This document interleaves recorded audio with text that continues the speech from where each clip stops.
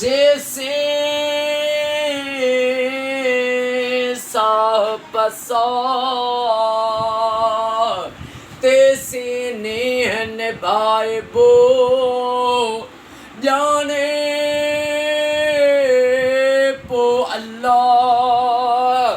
के रहूं दो कैसा भला या अल्लाह या अल्लाह या अल्लाह जल जलालहू रब तो के इमाम हुसैन जी नंढड़ी न्याणे अम्मा मासूम बीबी सकीना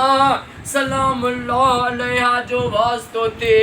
अज 14 सफ़र भंड हाउस ते लख सलवात थी बाबा हाजी साईं बाबा हाजी अल्लाह वधायो भंड साईं जो अॼो को ख़ैर एडो केड फैज़ मोहम्मद उस्ताद खैर मोहम्मद उस्ताद शेर मोहम्मद साईं तारिक साईं जो ख़ैर पंहिंजी बारगाह में उहद जबल जेडो लिखण कबूल फरमा ओ मौला हाजी साईं बाबा के सेहत बड़ी हयाती अता फरमा साईं जे सभिनी पुटन के बचड़न के अमणे न्याणन के कयामत ताईं आबाद फरमा मौला नबी सरदार जो वास्तो थे उस्ताद शेर मोहम्मद भंड के उस्ताद शेर मोहम्मद भंड साईं के पुत्र जी औलाद दे या दुआ कबूल फरमा ओ मौला सजाद अली वडेरो सजाद अली भंड के इमाम हुसैन जो वास्तो थे हिन साल औलाद दे हिन साल औलाद अता फरमा ओ मौला हाजी साईं बाबा जे लाइ भी दुआउनि जे लाइ चयो उन्हनि जा बेड़ा पार फरमा रब जेके भी न दुआ में आया से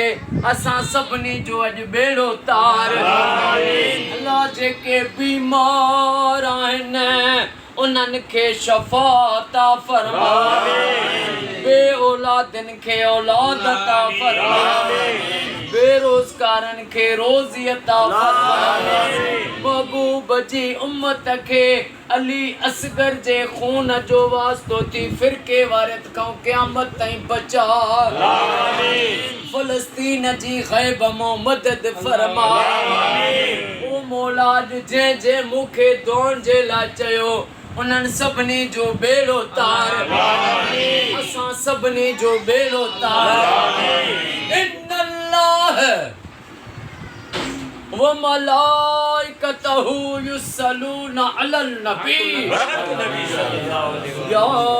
अय्युहल्लज़ीना आमनू सल्लु अलैहि व सल्लिमू तस्लीमा अल्लाहुम्मा सल्लि अला सय्यदिना मुहम्मदिन अदद मा फी इल्मिल्लाह सलातन दाइमतन बिद्दवाम मुल्किल्लाह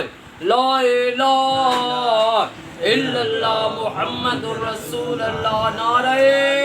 हैदरी